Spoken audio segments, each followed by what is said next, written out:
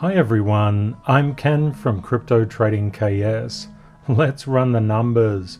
Bitcoin currently trading at 47,808, up 6.59%. Ethereum 3306, up 6.27%. I've hidden knowledge gems throughout this video. Unless you watch to the end, you'll miss them. See how many you can find. My goal is to assist you to be more of a financial blessing to yourself and those you love, and also gain real wealth in the process. Rule 774, master yourself to master the market. Trading and investing is very nerve-wracking. It's literally filled with anxiety and fear. That's why I share these rules. These rules were developed over many years. They're there to help you out. Our community is very much about real wealth. Real wealth is much more than money. Real wealth includes things like gratitude and happiness, generosity, strength, inner and outer peace, fulfillment and meaning, and many other things that make life truly worth living. I very much appreciate the comments from our community. I'd like to integrate some of the answers to some of the questions in KS Zone analysis. KS Zone analysis is the 4 stages that all investors and traders progress through to become consistently profitable and attain real wealth. This is all about always doing your own research, making your rules before any buying and selling, planning your reactions, and also to keep learning. It's really important. Now let's have a look at the 4 zones. Zone 1 is the fear zone, but I've actually labeled this the panic zone because I think panic is a far more descriptive term. When we talk about fear, we talk about FUD and FOMO. FUD is fear, uncertainty, and doubt. FOMO is fear of missing out. That is all panic. Panic zone, zone number 1, is all about internal panic. Zone 2 is all about external panic, conflict, attacking others. That is the blame zone. Basically, zone 1 and zone 2. When a person enters any particular market, especially crypto, they of course want certainty. We're certain of the hours we get up to go to work. We're certain of the food we eat. We're certain of so many things. We have our routine, our habits. When money is put on the line, of course, people want certainty. That's fair. But the markets don't reward certainty. The only certain thing you get for a return is a bank deposit, and that's not very much. Unfortunately, seeking certainty inside any market, and I mean any market, will cause literally terror when you begin. Panic is a very hard thing to combat. Blame is also very difficult to combat. When you seek to get independence, understanding, and patience, you can move from zone 2 into zone 3. Zone 3 is about probabilistic fearlessness, knowledge and forgiveness, and also accountability and learning. Zone 3 is the patience and rule zone. Zone 4 occurs when you have been consistently profitable in zone 3, and through gratitude and feelings of self-worth, you can move into your authenticity. Everybody in this world has a purpose. The meaning zone is all about inner and outer peace, authenticity, fulfillment, integrity, honor, and self-worth. Where zones 1 and 2 are certainty zones, and of course that doesn't work at all in investing and trading. Zones 3 and 4 are all about probabilities. When you want certainty, when you demand certainty, that's a recipe for panic, anxiety, and terror. When you go from probability, that creates rules that you know when to enter, when to exit, what your risk is. That raises a really important point. When we talk inside our community, we have traders, investors, and speculators. Traders come in all shapes, forms, and sizes. There are day traders, purely technical traders that go off support and resistance, momentum traders, swing traders, news traders, short and long-term traders, they all have different strategies. They all need different things. Investors can be short, medium-term, and long-term. Some investors are very happy to put money in and come back in 20 years.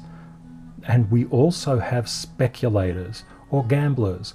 They come into the market seeking incredible returns because they're being pulled in under the narrative that it's easy money. Anybody inside the crypto industry knows this isn't easy. In fact, it's one of the hardest markets in the world to consistently be profitable in. A very important part of Zone 3 is the 10-5-10 volatility fund. Unfortunately, some people have referred to this as a greedy thing that is done. I don't know what that means. For example, if you were to go to work, wouldn't you want the best wage that you could get? Would you settle for half your wage or a quarter? Probably not. Probably you would want a raise if you do really good work and you're committed. What this is actually about, the 10-5-10 volatility fund, has nothing to do with greed. And this is where understanding and learning comes in. Crypto is incredibly volatile. Often people are stuck in the market when the market retraces without any buy the dip funds. That is overcome by having a volatility fund where we expect prices to go down substantially. That's just part of crypto.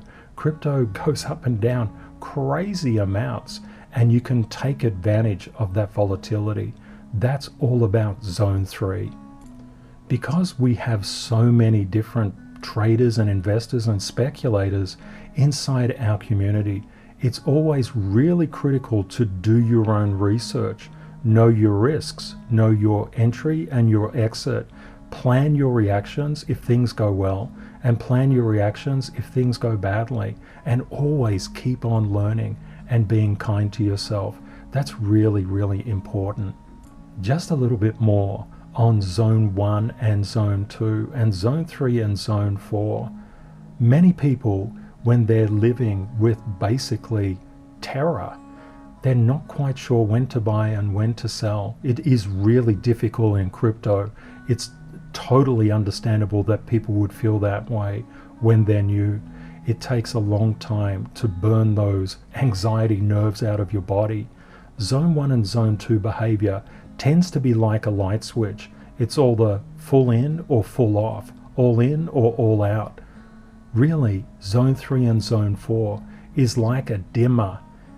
You can go gradually in and gradually out. You can layer buy to accumulate, and you can layer sell to take advantage of profitability. In all of our episodes, I've been trying to share this level 3 and level 4 thinking all the time. I'm really against going all in on anything, and especially going all out on anything. Everything is like a dimmer. Try to think that way if you're feeling that tremendous anxiety, as I know some people do, and I really, really feel for you. If you feel that, try to think, oh, I'm not going to be a light switch. I'm going to be a dimmer. I'll just figure this out. And you can look back at price reactions in the past, and you can do a thing called back testing to know how volatile your beloved alt actually is. Talking about volatility, let's look at Bitcoin's returns over many, many years. Over 10 years, it's been a total of 970,478%. That's crazy volatility, and it's to the upside and to the downside. That's really important to understand. When we look at the S&P 500, the proxy for stocks, we see completely different types of variability, volatility. And we look at gold, we see different again. Every investment vehicle has different volatilities. It's really important to tell yourself the truth about crypto. I say every episode, crypto is volatile. Prepare yourself for the best and worst case scenarios. Reality is likely between them. I say that for a very good reason. When you see a lot of volatility like this, believe me, it's both to the upside and to the downside. I've shown this chart before. This is about Bitcoin drawdowns or decreases in price. You can see 8%, 17%, 21% drawdowns happen a lot. There's a very, very high probability of things going down in crypto. That's why we have the 10-5-10 volatility fund. It's your little fund that you put aside to take advantage of all of this. It's not greedy, it's intelligent. It's like seeking a raise at work. When we look at the stock market, this kind of volatility that happens every other day or every other week in crypto happens once in a blue moon in the stock market. Many people come from a stock market background across to crypto, and it's crushing because nobody tells them what the volatility is. When things go really well, and we're looking back to the previous bull run, we can have 90% increases, but you know what? They don't last. They can come back 20%, go up 38%, and people here, if they bought at the top, just pretend you can't see the rest of that, and then they buy in and it drops 40% all the way back to this bar right here. It just wipes all of that out. That's what the 10-5-10 fund is for.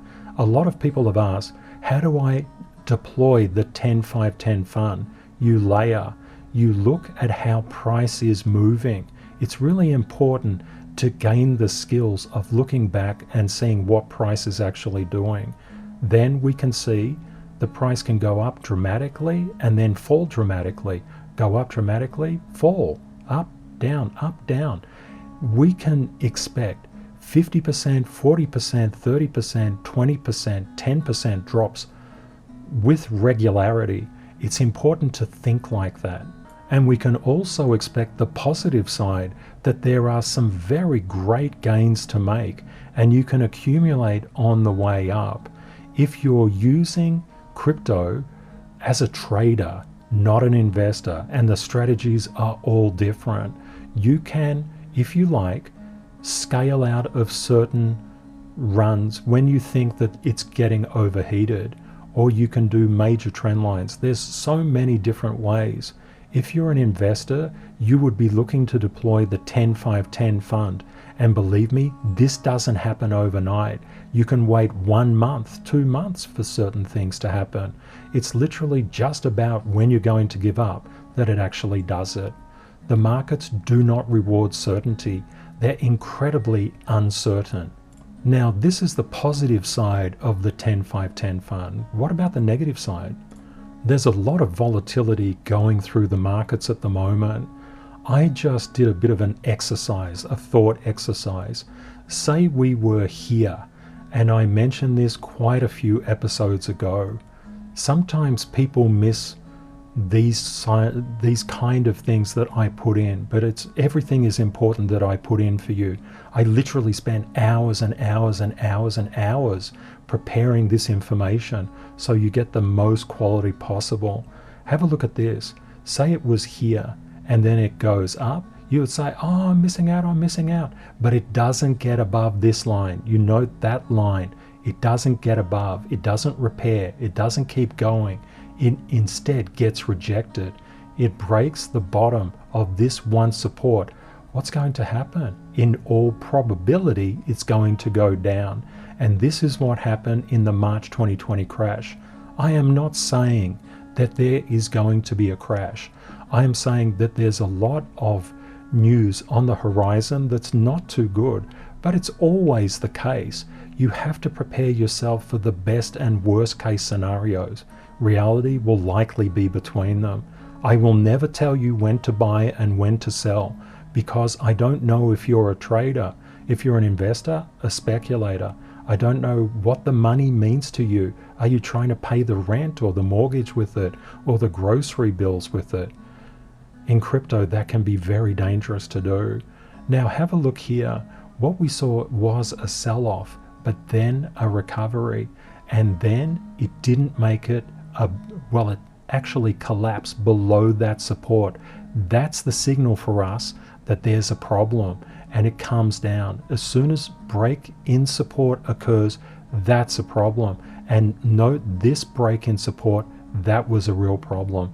Then you get a thing called capitulation, which is basically everybody saying, oh my goodness, I got to get out of here. And then that plummets the price. That's what we look for as a community, because profitability is where you buy, not where you sell. That's an important thing to understand. That's what the 10-5-10 rule is about. It starts at 10, it goes to 5, goes back to 10. What does it mean? If you're at 10, it goes to 5, you lost 50%. When it comes from 5 back to 10, if you didn't sell, well, you're not any worse off, you're still there. But if you bought at 5 and it goes to 10, you just made 100%. That's like getting a raise at work. It's not greedy, it's intelligent. When we get big sell-offs, it means that it takes time to repair.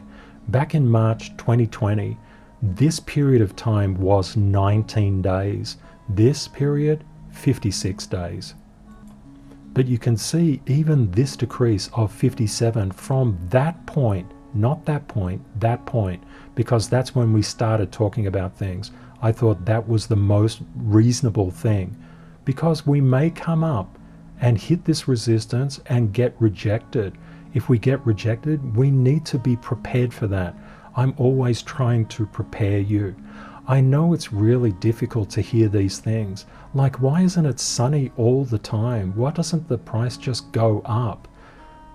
Life is full of light and dark. It's just the unfortunate way things are. If we get something like this, that can be a great buying opportunity if you have a 10-5-10 fund. So many people buy the dip, buy the dip, buy the dip, buy the dip, buy the dip, buy the dip, but they run out of money. There's so many memes on it. When you have the 10-5-10 fund, you can look to place your orders low, and it really depends what the price action does. I'm going to focus more in these particular videos on what price action is doing. I found a lot of people found it really, really helpful. I want to do what's best for the community. Rule number 10, always do your own research. It's really important to take authority and power for yourself. Always do your own research is a very, very good thing to do in life. But in the crypto market, it is incredibly important. In a way, it's like the wild, wild west. There were various community questions that I noted from the comments across the different social platforms. I'm just going to go through each one in turn. Some people ask, is Binance safe? Should I use it, or should I use other exchanges? The major problem with Binance is that it is very, very opaque. Even the government, when it asks Binance, where is your head office? It gets treated with, well, it's just wherever I am, says CZ. That's a particular problem. Every company has a legal jurisdiction. When companies are non-transparent with where they are, how they operate, their holdings, that creates red flags for regulators. That creates a little bit of a problem. But are you doing a light switch moment? Are you saying, oh, I should get out of Binance? Just think about it like this. All exchanges, and there are different exchanges, they have different purposes. I use Binance myself for trading. Binance has the cheapest fees. It's fantastic, but I don't leave my money there. Why don't I? Although Gyoza said a really, really good thing. He said he's not saying you shouldn't use exchanges like Binance. He's saying don't keep your funds there. The basic tenets that customers of hacked exchanges like Mt. Gox have learned the hard way is if it's not your keys, it's not your crypto. This is a standard thing that's said in crypto all the time. Thank you, all the Gyoza. That was very good. The mentioning of Trezor and Ledger wallets is also a really good idea. But how do you do your own research on this? Say, for example, you're in Australia and you want to know crypto exchanges in Australia. You just type it into Google and there it is. And then you must do your own research on what the fees are, what the trading is involving, how much to buy, how much to sell, what your transfer limits are. So many different things, but you need to do your own research. take the power for yourself. Look into these things. It's a really important skill. Everything we do inside our community is designed to make you more and more powerful. What about wallets? What are the safest crypto wallets, you say, typing it into Google? Well, there you go. There's an absolute landslide of information out there, and you just do your own research and you can figure out what is best for you. Now, why don't I just give you the answer straight away? Because I don't know if you're an investor, a trader, or a speculator. I don't know how you're using what you're using. I don't know how much money you have. I don't know what type of money it is. There's so many things. Only you can truly look after yourself. That's really important. That's all part of Zone 3 and Zone 4 living. There were also other questions on stablecoins, such as BUSD, which is from Circle, and Tether. There were some questions about why not convert to fiat? Why convert to stablecoins at all? And if there's stablecoin regulation, what does that mean? Do cryptos, can they become securities? And what does that mean? A very interesting thing. The Federal Reserve Chair, Jerome Powell, said on Thursday afternoon during the oversight of the Treasury Department and Federal Reserve's pandemic response hearing, said some very, very interesting things. I have the source here for you.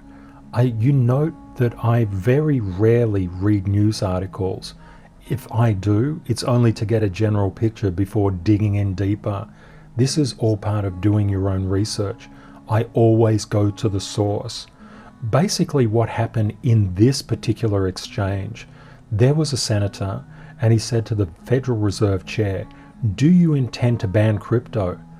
And Jerome Powell, and this is word for word from that video, he said, "No intention to ban them," cryptos that is, but they, the stable coins are like money market funds. They're like bank deposits, but they're to some extent outside the regulatory perimeter, and it's appropriate they be regulated. Same activity, same regulation. You see, this is the due diligence I do on information. This is exactly what Jerome Powell said to the T, but excluding them, he meant cryptos, within the context of the conversation. Now, what does that actually mean? It's very simple. Same activity, same regulation. Stablecoins are like money market funds. They're like bank accounts. Of course, they want to look at regulating them because they're outside the regulatory perimeter. They're outside it, and they think it's appropriate to bring them inside. I think that's fair anyway. I've seen so many news sources pushing this around. Oh, no intention to ban. And that's the end of the story. Some very good articles go further, but I find nothing better than to go to the actual source and see what is actually happening. That is the source. You can look it up for yourself. It's really very important to go to the source. We love our sources inside our community. And from the Wall Street Journal, Biden administration seeks to regulate stablecoin issuers as banks. That's fantastic. That's good. When we talk about USDC, USDC is Circle, and Circle is the issuer of BUSD, which is used on Binance for fee reductions on trades. It's got reasonable liquidity, sometimes better than USDC, but Tether has the best liquidity of anything. It's really important to note this is just part and parcel of the adoption of crypto. It's actually a really positive sign. Now, certain people in the community said, well, why don't we just convert to fiat? For example, you may have $1,000, $10,000, $100,000, or $1 million, or $10 million. And you say, I'm going to sell and I want $10 million cash. That's really, really difficult to transfer to, for example, a hardware wallet or another exchange. The exchanges put very significant caps on fiat transfer. That's because, as we know, in this community, cash is a very, very problematic thing to move around, whereas you can move 100, 2, 3, 4, 500 millions, tens of millions in stable coins, or indeed anything else, in just under 10 minutes. So staying within the crypto ecosystem is really, really good. Stablecoin regulation, as we've seen, that's now on the horizon, and that's a really good thing.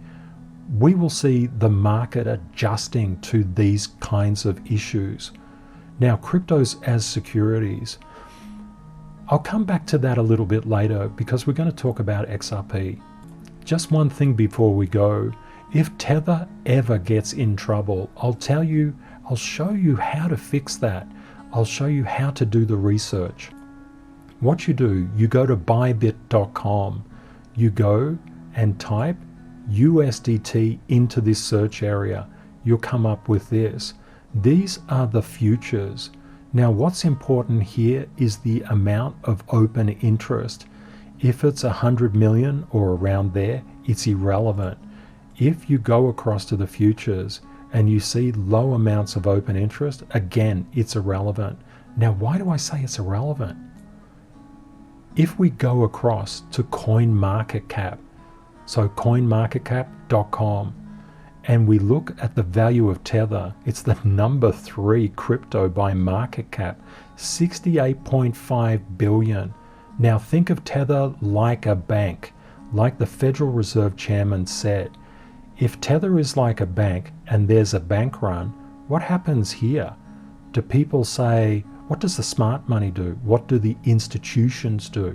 Do they say, oh, we'll just let Tether, go through its problems and it'll be okay? What if Tether doesn't have significant funds to back up that 68.5 billion? That could create a depegging of Tether. What that means is that the value would fall below $1. Maybe it could fall to 50 cents or 30 cents or something like that. Now, what happens then? That's why you look at the futures, especially the perpetuals, are better. If we're getting tens of billions or billions or hundreds of millions, something above 100 million, we can see that Tether may be showing signs of strain. If it's around the current levels, we say Tether is okay. Now, if you see, for example, what would you do? What is your strategy if Tether is increasing here in open interest? First of all, be mindful. Second of all, it's probably a lot safer to be in USDC. USDC wants to become a bank. It actually wants to work in with the regulators. That will provide you a lot of security and safety. Let's turn now to the Xrp Court Case. Some people have said the Xrp Court Case is important. I don't even like XRP. Don't talk about XRP. Well, it's okay if we like it or don't like it. I know that a lot of people get very polarized about their beloved altcoins. They form armies. I'm not like that. I don't hold any particular love or dislove for anything. I just hold a risk profile on it. To give you an ultra high level summary, the defense for XRP is Ethereum is not a security, so why should XRP be a security? If it is a security, it has to fall in line like listing on the stock exchange.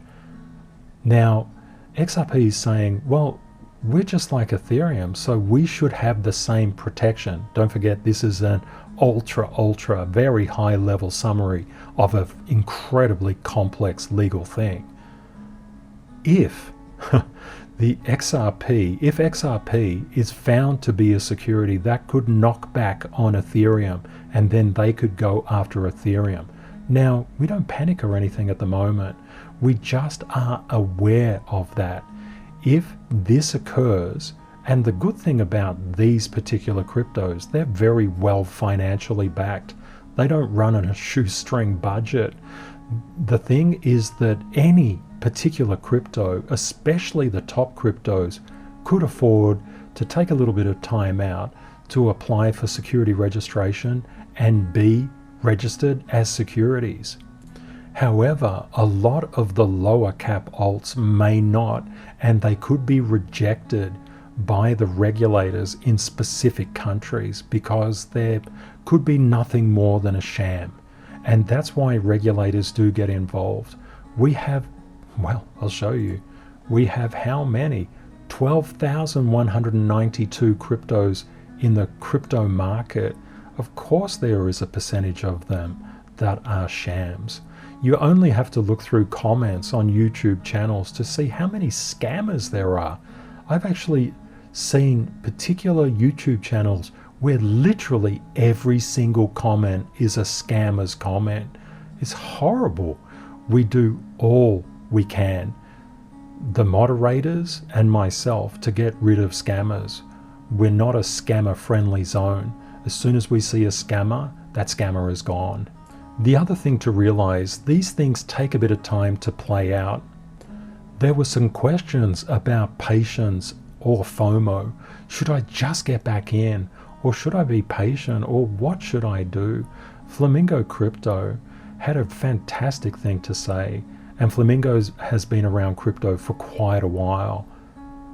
Flamingo said, cryptos, the price moves in waves. Sometimes the waves are gentle, sometimes they are hurricane force. Very poetic, Flamingo. Very nice. We always say price moves in waves. Now you can say sometimes gentle, sometimes hurricane. Thank you, my friend. That's really beautiful. It's very important that people know if they are day traders, swing traders, absolutely, or long-term holders who buy the dips and whose main income derives from somewhere else. That's really important. China also said something very good. You need to distinguish if you're a trader or investor, short or long term. Basically, traders are typically in and out. Investing, it takes time. Taking some profit or money off the table is not a bad idea to give you money to buy the dip, but always do what is best for yourself. What goes up usually retraces. Price is always moving in a gentle or hurricane force wave. I really like that. So you should always have an entry point. Buildy said, twice now I've not taken profits when the market is pumping, so I had to build my cash bag when the market is lower. Hopefully third time around, I'll start to take profits when everything is looking good. You're not a slow learner, Buildy. All of our community is full of really beautiful people, people who want to learn, people who aspire to be more of a financial blessing to themselves and those they love, and also gain real wealth in the process. That's what our community stands for. We're really, really supportive. Some other responses to the patience or FOMO concept. Nashvin said, be patient. In crypto, you always have many chances. It's absolutely correct. Nashvin said, I felt like I missed the boat many times, but when you least expect it, the opportunity presents itself. Please bear in mind that we're only up around, well, under 10%. 10% is every other day in crypto. Samantha Badgery said something, this is quite good. It's rallying just as you predicted. A couple of episodes ago, I explained that there was a probability that we would rally. This is from this diagram. I said the probability is that we're around here, we'll probably rally into that trend line, and it depends what we do from there. If we get above it, fantastic. That's really positive. Then we can think these kind of returns are on the table. If it gets rejected below and breaks support, we can be ready for this. Everything in crypto is about preparing for the best and worst case scenarios. Reality will likely be between them. Samantha Badgery said that it could be just a weekend pump. Patience, see what's coming. It's very, very good advice, Samantha Badgery. It really comes down to if the line of resistance is broken, and we're not too far away from it, but it's really safe to just take it easy. Buildy said something quite cool. He saw that there was a fake news story on Yahoo about the SEC dropping the case against Ripple, that's XRP, and he wondered if that contributed to a pump which liquidated the shorts. XRP Ripple is really significant from a legal perspective. My primary background is in finance and law. I'm a technologist who's worked as a senior management consultant for many, many years, but my background is primarily legal. When I look at the crypto universe, if you like, I look at it from a legalistic perspective rather than a technology perspective. I'm aware of both, but it's the legal side that I focus on. Another couple of questions came through, or comments. I've missed out on gains. Yvonne said, I'm not sure to go in or stay out right now. I don't want to FOMO in again. And Rect had a very beautiful thing. Rect is a very, very long time community member. I have seen all Ken's videos, and I know for a fact that he has never recommended hodlers or swing traders to sell all. Of course I wouldn't, because I don't know your financial situation. Let it be up to you. You can take some profit off the table. Anyway, please do not feel upset about missing a 10% increase in price.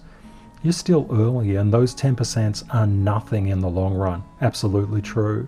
But you must figure out your plan in the crypto game before investing and trading. That is a really, really good point, Rect. Thank you so much. And thank you, Yvonne, for your comment too. Coming back to our list of community questions, I've gone through this. I want to cover when do I re-enter in much more depth.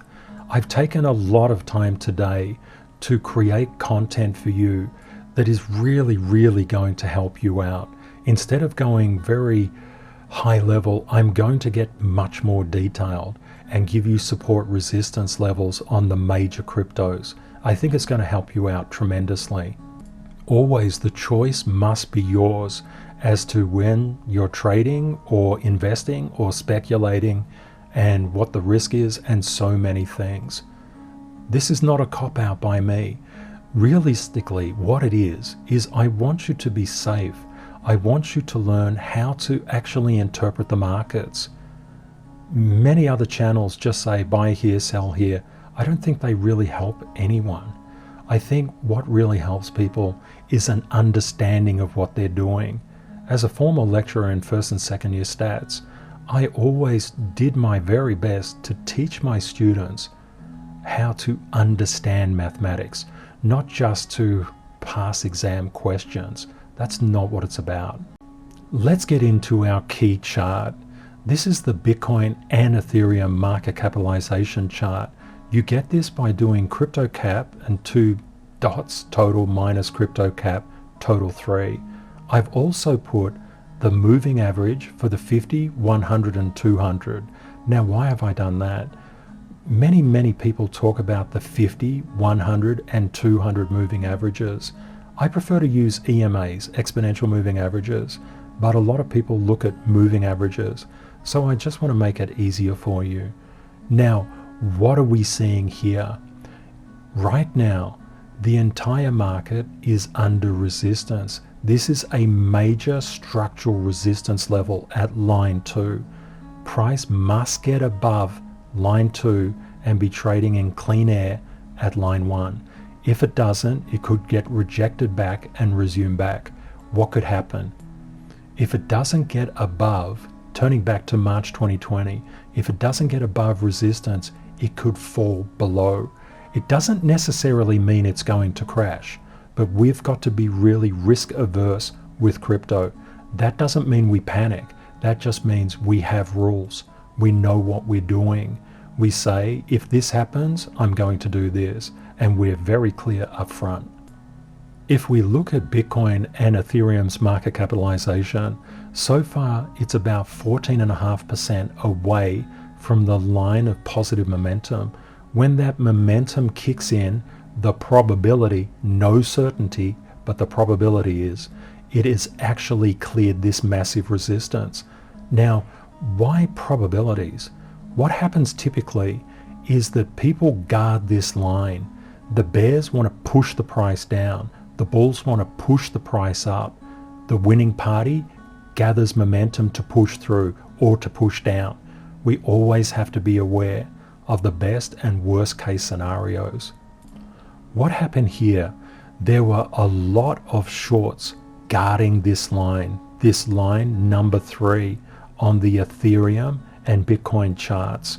When price came up through that, the shorts got liquidated.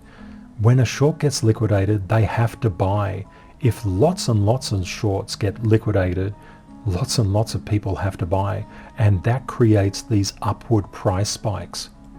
Many people would look at this and say, oh, wow, so many shorts got liquidated. It must have been billions and billions and billions of dollars worth of shorts. What we actually notice right now in the market, the volume is incredibly low. It's insanely low. A foundation of technical analysis is the price follows volume. At the moment, there's very low volume. In fact, looking back to the shorts that caused this liquidation, there was only $295 million worth of shorts that were liquidated. That's, as you can see from this line, that's not the most shorts really. And look at the trading volume today. As far as derivatives, it's literally non-existent.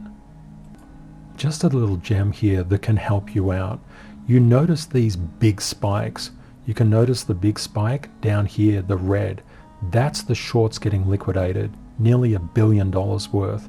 That tends to confirm a trend change, like it's going up. You see here, you see that big liquidation of longs, $3.22 billion worth of longs. That is a trend change. Down here, 1.15 billion. That's showing significant downward pressure. It's good to look at this. So this is all from bybit.com/liquidation data. You can go in anytime and have a look at this for yourself. I recommend setting up this so you can look into the market. In previous episodes, there was a key date on the 15th of October. That was one of the X dates where the government, the US government, could have run out of money if the debt ceiling was not increased. A new bill was signed into law that extended the debt ceiling decision till December the 3rd. They've just kicked the ball down the road. It's still a problem inside the US market, but at least it's not such a major problem. Also, we have the Evergrande issue in China. Now, that's around the 24th of October 21 when we'll gain more clarity. That's in about 22 days. It is potentially fair, probabilistic, now that we've got above this line, that we could move up to line 2 and challenge it. That's fine. This is all about probabilities. It's really important to understand in markets you have to be very fast and be capable of changing your mind. For example, before this particular date, everything was going up. It was looking very rosy, and then whap, it went down. Now we have to change our mind. We just have to deal with it. Now what's happening here? We're seeing another spike up. Well, that's good. And we're seeing the 200-day moving average. A lot of people not very good at technical analysis put these moving averages in. And some people are very good at technical analysis and they put them in too. It's basically a tool that can be used across different levels of competency, but it could be something really useful to you. The 200 moving average, you just go up to indicators, type in MA for moving average, and then just add it. And then you go across to the properties and change it from 9 to 50 and then add another one, change it from 9 to 100 and add another one, and change it from 9 to 200. You'll know what I mean. I've put a link to TradingView in the description of this video. What we see here is the 200-day. This is a really good move above the 200-day. We know before we had a level of resistance here and here. It's quite likely for price to stall around resistance levels. That's what resistance levels do. They're kind of like the ceiling on a house. If you were floating away, you could get stopped by the ceiling of your house. If price is going up, it gets stopped by the ceiling. If you look at support lines, they're all about the floor, the ceiling. And when price passes through a ceiling, it becomes the floor. It's still really early days to understand if we've had a good positive trend or not. And it really depends on the level of aggressiveness that you want to put inside your trades, or the dollar cost averaging that you want to do for your investments. It always comes down to knowing what you're going to do if things go south or not as you anticipate. Rule 109, enhance pattern recognition. Many community members have found this fantastic, and I love that. I'm here to help you out however I can. Pattern recognition is a powerful, powerful tool. You can literally see trends with your eyes when you get really, really good at it. However, I spent a lot of time marking up every single diagram for you. I've done something new here for you. You can see this magic wand thingy that's up here. That's a kind of I have passed resistance, and magic can happen, not will happen. Probabilistically, it should happen, but we know probabilities range from 0 to 1, 0% to 100%. When we pass across resistance, we generally get really good price action. When we fall below support, we get a lot of negative price action. Support and resistance are really, really important concepts. Now, let's go into this one. The first thing I'd like to do with you, cast your eyes across the top 8. What do you notice? Do you notice that we have resistance lines above Bitcoin, resistance line above Ethereum? This is the magic wand line just above that key resistance. We've also passed this resistance. We've passed this one on Bitcoin. What do you notice here with ADA? What's this? Magic wand line at $2.34. Quite interesting. What do you notice about BNB, Binance coin? Magic line at 368. Price is currently 422. What do you notice here about XRP? Price is 101.67. Magic line 108.72. It's quite close to getting across this resistance. Then we can look at DOGE. DOGE is currently 21.63, but the magic takeoff line, if you like, probabilistic line, is 29.43. It's about 26% up from the current resistance level. What about DOT? What's DOT up to? We can see current price of DOT is 32.14, but the resistance was confirmed at 31, passing through the resistance and making it support, was confirmed around 31.36. What about SOL? The passing of resistance confirmed at 152.69, current price 158.19. Kind of interesting, isn't it? Let's go a little deeper. Deeper into the crypto space. Let's look at the next 8. We can see AVAX. AVAX, the magic line, 65.95. Current price, 66.72. Having a look at Luna, 39.68 is that clearing of resistance. Current price, 37.79. Having a look at Uni, clearing resistance line and turning it to support. That's kind of like fresh air above. 25.56 current price, 25.97. Let's have a look at Chainlink, at Link. Passing of resistance line, 26.41. Current price, 26.22. It's pretty close, isn't it? When we have a look at Algo, the magic marker, the wizard, Harry Potter, I don't know what you call that thing. Let me know in the comments what you think that thing is. I'd love to hear your feedback. We talk about the magic line at 172.75. Current price, Algo, 173.54. Let's have a look at Matic. Passing of resistance line 119.3. What is the current price? 123.7. Looking at Litecoin, passing of resistance line 148.50. Current price 166.80. Having a look at Cosmos, passing of resistance line 39.83. Current price 38.27. Now what does all this mean? These magic wands, or whatever you would like to call it, please let me know in the comments what you like and I'll just call it that if it's better than my one, which I'm sure it would be. What is this saying to us? What is the pattern recognition telling you? You have 16 top cryptos. They combined have a very large percentage of the market. They are the leaders. They're like Apple, Microsoft, like the FANG stocks. Now, what are they doing? They're passing resistance. You can see this.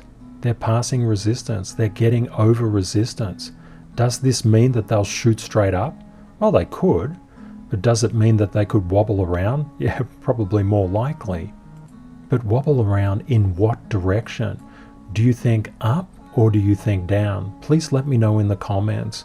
Do you think, for example, when algo gets above resistance, do you think it will go up? And do you think it will go up like this, like Litecoin went up? And hopefully not down. But do you think it will just go straight up and take a rocket to the moon? Or do you think it will move in a wave, slowly or quickly, but always moving in a wave? Please let me know. When we revisit the top 8, we can see Ethereum and Bitcoin are both under resistance, but we can see the magic wand is playing into Binance Coin. Also, we're getting close with ADA.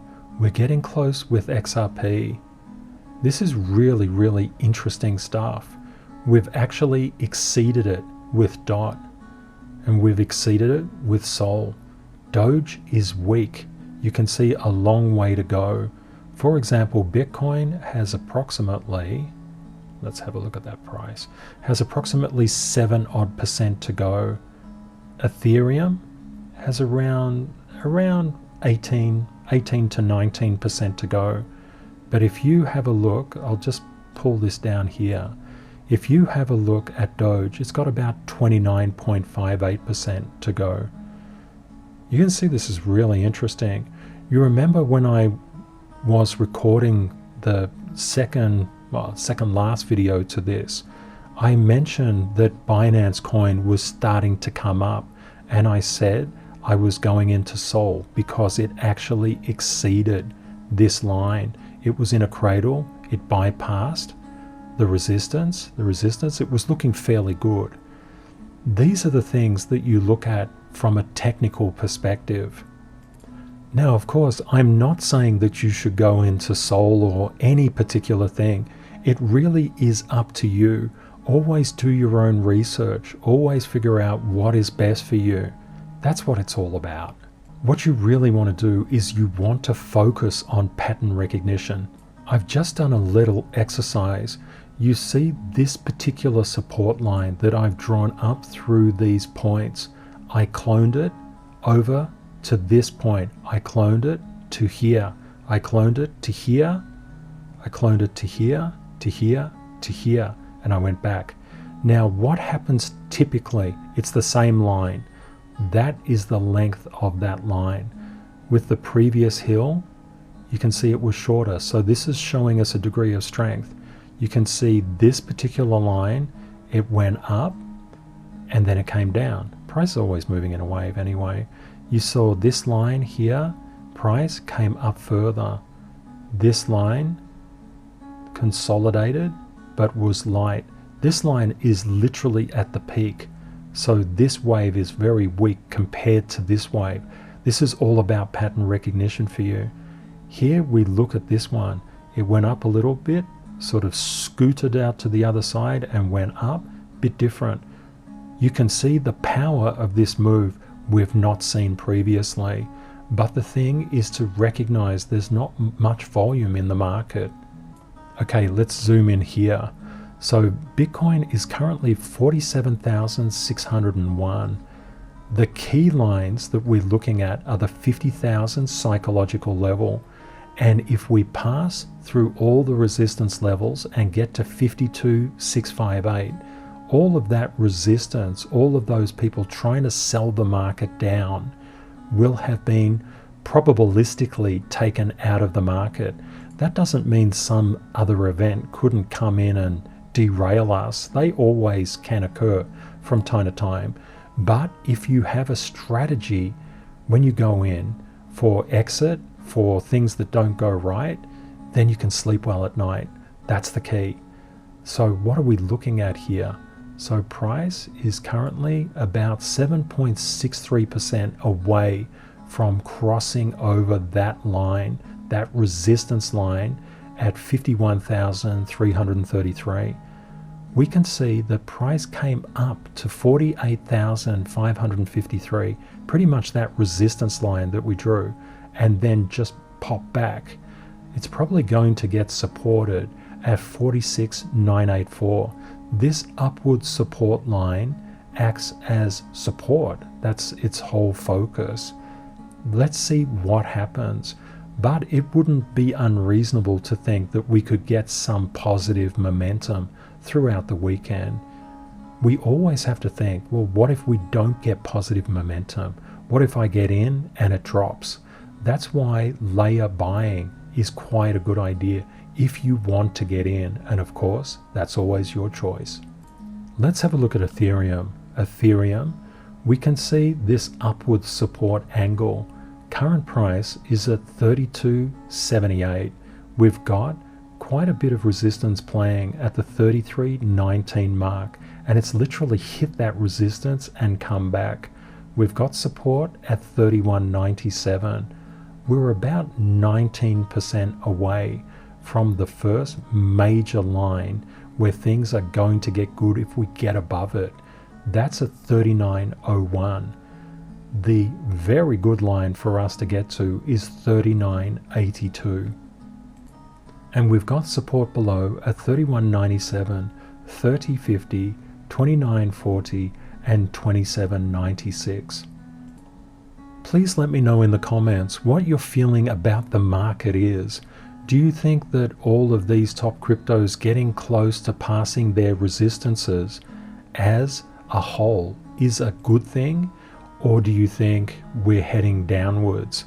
Crypto can change in a heartbeat, and it can change up and down all the time. We need to be fast, we need to be flexible. It's really, really important in crypto. Thank you very much everyone who's bought me a coffee at buymeacoffee.com/cryptotradingks. It's really nice of you. I so appreciate your generosity, and I'm going to put together a very special episode for you. You will find it really, really interesting. It will be coming out in the next day or so. I'd just like to acknowledge the really generous community members who reached out. Princey, thank you so much. Your comment is just really heartwarming. You said, I have learned more, am more centered and grateful in the 4 months I've been listening to you than the entire 4 years I've been in this space. Forever thankful to you, Ken. Thank you, Princey. That's a really beautiful thing to say. And I'd just like to say thank you to Per, Edmed, Frederico, Sean, Edmund, Raptor, Al, Chris, Brad, Freewheeler, Christy, June, and Sea Turtle. Thank you so much, everyone. And just to let you know, I've been spending a lot of time preparing what I think will be a really, really interesting coffee club episode for you. And that just goes to the people who've bought me a coffee, because I just really want to show my appreciation to those people. So an email will be coming in the next couple of days. It'll come from buymeacoffee.com. This is a really good analogy for chaos zone analysis. Zone 1 and Zone 2, like a light switch, all in or all out. The better way of going is zone 3 and zone 4. Just go on or go in gradually and come out gradually as well. It is a really good way to go. I hope you found the content useful. Please consider sharing and liking this video if you think it will help others. Thank you to our moderators for keeping our community safe from scammers. You're doing an amazing job, people. I just love seeing a scam-free community. It's just beautiful. If you're new, please say hi and let me know where you're viewing from, and if you have any questions. And if you're an existing member of the community, of course, please say hi. I love to chat with you. Please let me know if there's anything that you would like me to cover off in future episodes. Just put somewhere in the comment, Ken, can you cover off ... That way I'll know you've watched to the end and you're awesome. If you would like daily updates on price movements in the crypto market, please subscribe to YouTube. I've left helpful links in the description of this video. Please remember, crypto is volatile. Always prepare yourself for the best and worst case scenarios. Reality will likely be between them. Stay safe out there. Take care and see you next time. Bye for now.